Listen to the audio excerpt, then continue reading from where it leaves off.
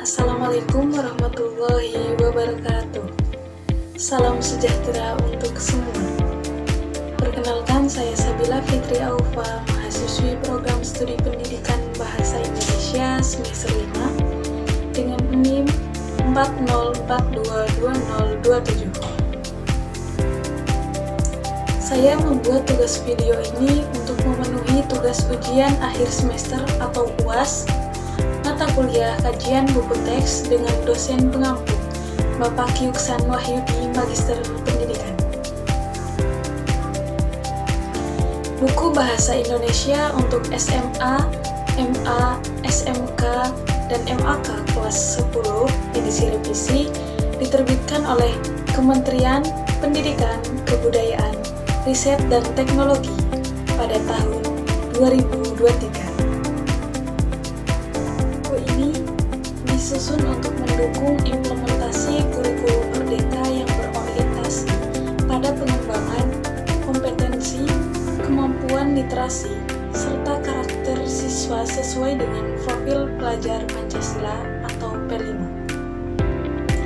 Identitas buku, judul Bahasa Indonesia untuk SMA, MA, SMK, SMAK kelas 10 dengan penulis Fadilah Tri Aulia, Sai Indra Gumilar, Alfian Kurniawan, editor Muhammad Kodim, dan penerbit Kementerian Pendidikan, Kebudayaan, dan Riset Teknologi dengan tahun terbit 2023. Jumlah halaman pada buku ini ada 304 halaman yang sudah ber-ISBN. Buku Bahasa Indonesia untuk SMA, MA, SMK, MAK kelas 10 edisi revisi adalah panduan pembelajaran berbasis kurikulum merdeka yang mengintegrasikan literasi bahasa, berpikir kritis, dan nilai-nilai karakter dengan penyajian materi yang sistematis, relevan, dan menarik bagi siswa. Baik, sebelum itu saya akan memulai dengan kelayakan isi. Pertama, ada keselarasan dengan kurikulum merdeka.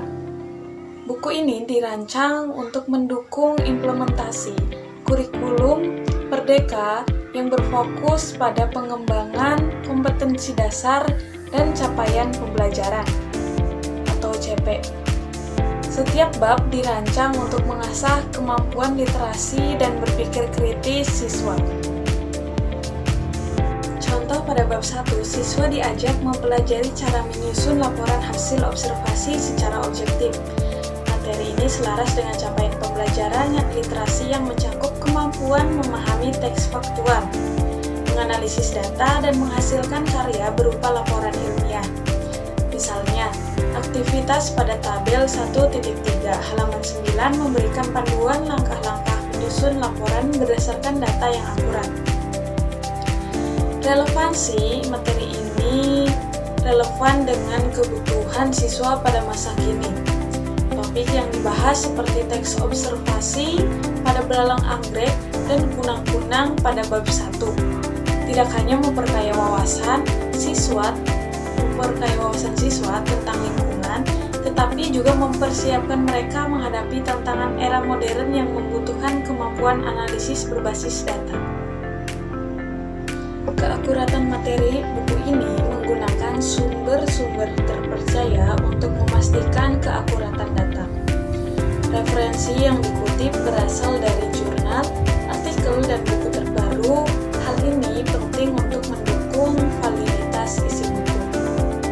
Contoh teks eksplanasi kunang-kunang yang perlahan menghilang pada halaman 14 menggunakan data dari penelitian yang diterbitkan di jurnal Bioscience yang menunjukkan bahwa buku ini memprioritaskan keakuratan dan relevansi informasi.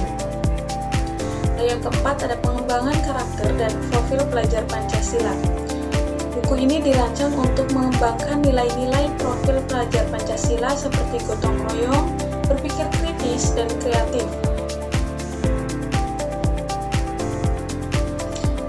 Setiap bab memuat aktivitas kolaboratif, refleksi, dan proyek kreatif yang mengasah keterampilan abad ke-21. Contoh gotong royong. Aktivitas kelompok pada bab 1 halaman 8 seperti menyusun laporan bersama mendorong siswa untuk bekerja sama.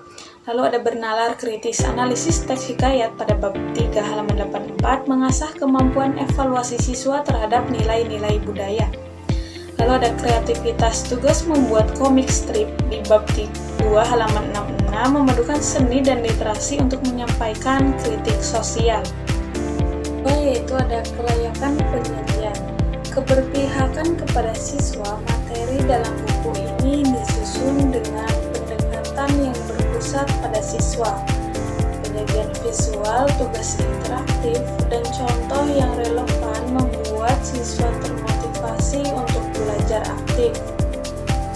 Contoh, gambar belalang anggrek halaman 6 tidak hanya menarik secara visual, tetapi juga memberikan informasi ilmiah yang mendalam. Selain itu, panduan kegiatan seperti diskusi kelompok mendorong partisipasi aktif. Yang B, sistematika penyajian. Materi disusun secara sistematis dan logis, mulai dari pengantar teori, pembahasan mendalam, hingga latihan dan refleksi. Setiap bab dilengkapi dengan tujuan pembelajaran yang jelas seperti pada bab 1 yang mengajarkan siswa untuk menyusun laporan observasi. Contoh struktur teks observasi dijelaskan secara bertahap dalam tabel 1.3 halaman 9 dimulai dari pernyataan umum, deskripsi bagian, hingga deskripsi manfaat. Hal ini membantu siswa memahami alur penyajian informasi. Poin C, penyajian inovatif. Buku ini menghadirkan berbagai elemen inovatif seperti tabel, grafik, infografis, dan komik untuk meningkatkan daya tarik materi.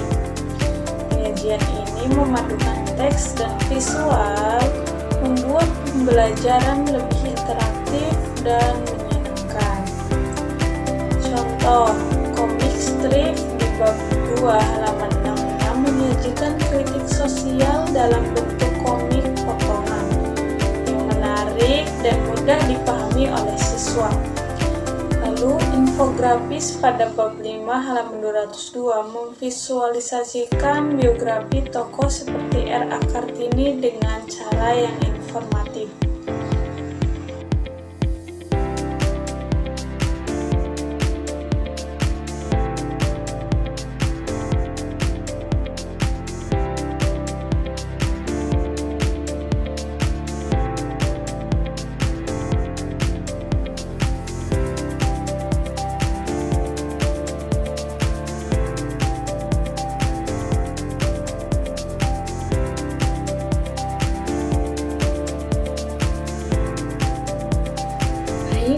Sekian dari saya, kurang lebihnya mohon maaf.